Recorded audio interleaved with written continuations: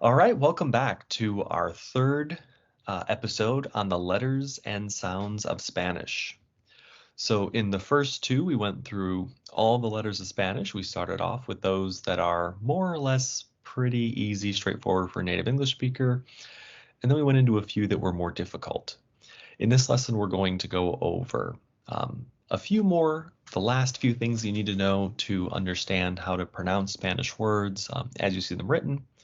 And those are a couple of double letters that make different sounds, as well as accent marks.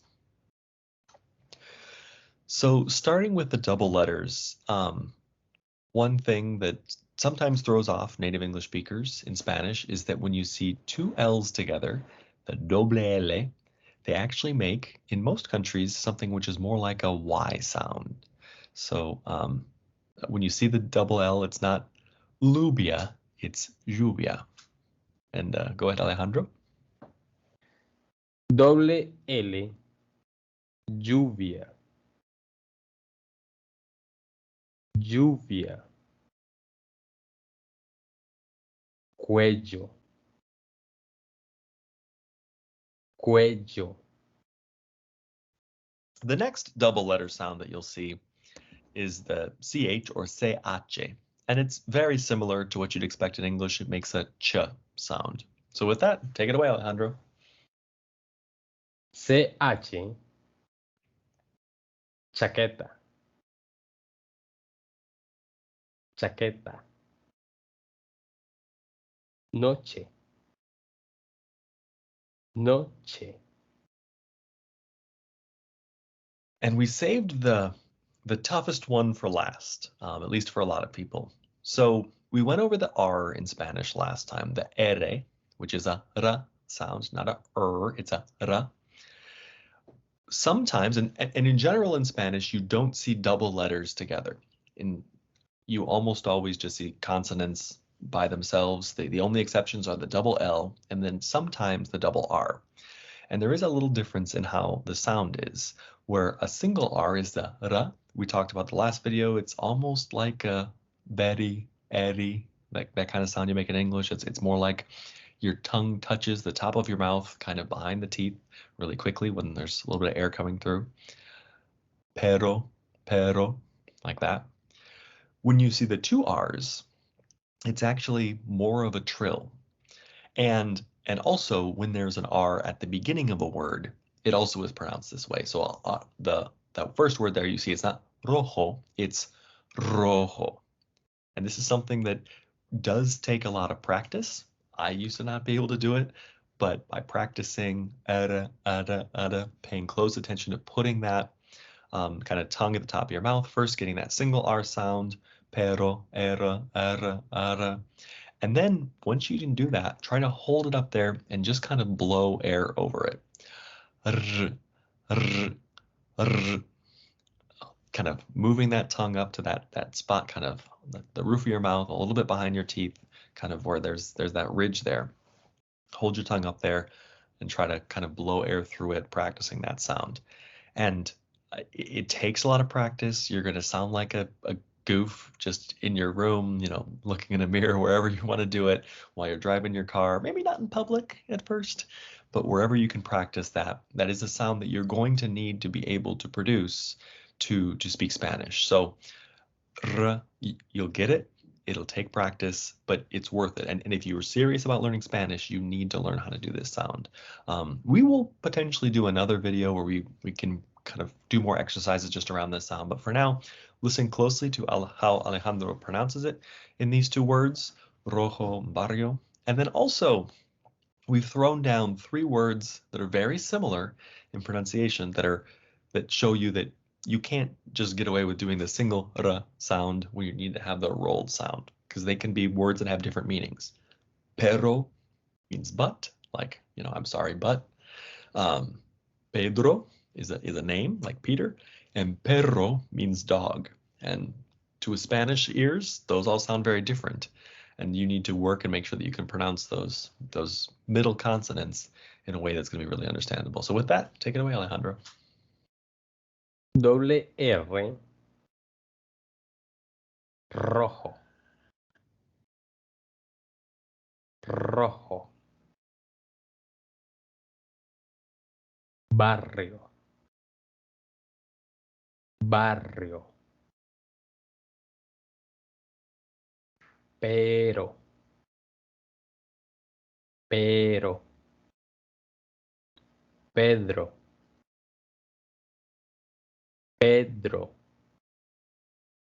perro, perro. And so if you're having trouble with these sounds, even if you feel like you're never going to be able to pronounce them, come back, listen to that, do that exercise over and over, keep working on it, and I promise you, one day it will come. You will get better at that. Another important element of Spanish spelling that we didn't quite touch on earlier are accent marks. Fortunately, in Spanish, there's really just one accent. It's that accent that kind of starts at the bottom left and goes to the top right. And it just shows you where the stress, the accent on the word is. In English, it's not predictable where the accent is going to fall on a long word. You just have to learn it by heart. In Spanish, there's a rule that it's always on the second to last syllable of the word.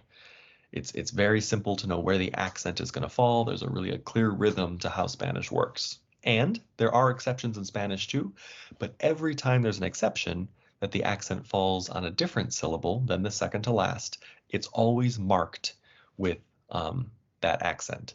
And in the cases of the two groups of words here, hablo y habló, papá y papá, those actually have different meanings. Hablo versus habló. They're different words, and the only difference is that you need to be able to make sure you're pronouncing the accent on the right syllable just by following where the accents are written on the word. So with that, go ahead and read those two pairs of words, Alejandro.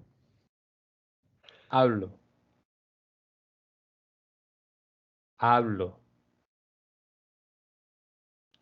habló, habló, papa, papa, papá, papá. So that's another one you might want to come back and listen to a few times. Just kind of, what's it like to accent the beginning versus the second. And you'll see many words in Spanish are going to have those accent marks. All that means is that that's the syllable that gets the stress.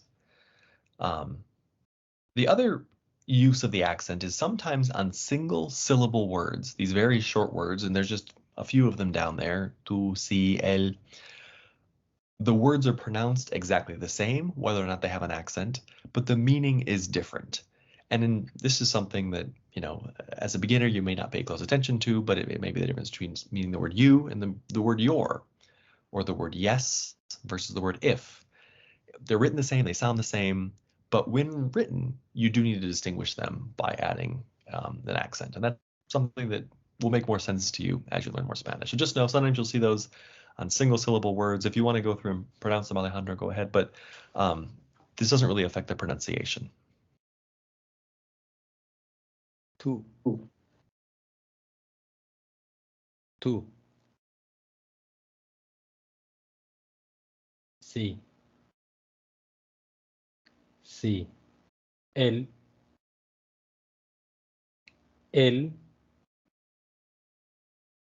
te, te. ¿Qué? ¿Qué? The last thing that we'll say before wrapping this up is that you will hear some regional accents. When it came to all the sounds, we've given you the most common sound, the sounds that Alejandro uses in Colombian Spanish, but you will see some more variations. A few that we'll point out here are the doble L. Sometimes, especially in certain Latin American countries, you really can hear quite a lot of sounds. Some are almost just like an English Y, Y. Some are more like J. Some can be more like sh. So you can hear lluvia, lluvia, lluvia.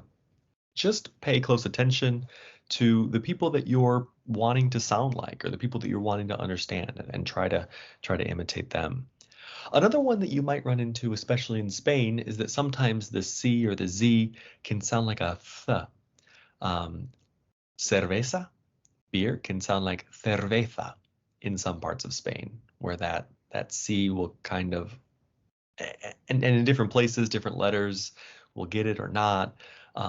Once again, we're not going to go too deep into that, but just recognize you may hear cerveza, pasa, it's just a different way of pronouncing. And then another thing that you'll hear a lot of times, especially in Caribbean Spanish, is that final sounds in a word, like the S at the end of a word, might just be dropped off. It's something that you just have to be aware of. They may be talking about multiples of something and just not say the S. It's just sort of understood. But wherever you're trying to sound like, whoever you're talking to, pay close attention. They say in music that before you can play something, you need to be able to hear it. And it's the same with a language. You need to be able to hear and understand what people are saying, how they're pronouncing it. And once you really understand what they're saying, you'll have a lot better chance at getting it right yourself. So listen closely, pay attention, especially as a new language learner. Even listen sometimes when you're not understanding what's going on. Just pay close attention to the accent, the rhythm of the speech, and do your best to imitate that yourself. So with that, we've given you all that we can for the moment on pronunciation, and we have these 17 practice words here. So we're going to go through them one by one. I'm going to give you the number. We'll give you a pause for you to try to pronounce it yourself, and then Alejandro will give you the answer. So here we go. Number 1. Mañana. Number 2. Corazón. And make sure you didn't say corazón or corazón. It was corazón. Number 3. Zaragoza. Number 4. Jirafa. Number 5. Gato. Number 6. Niño. Number 7. Cerveza. Number 8. Vino. Number 9. Agua. Number 10. Teléfono. Number 11. Biblioteca. Number 12. Ciudad. 13. Reloj. 14. Árbol. 15. Ventana.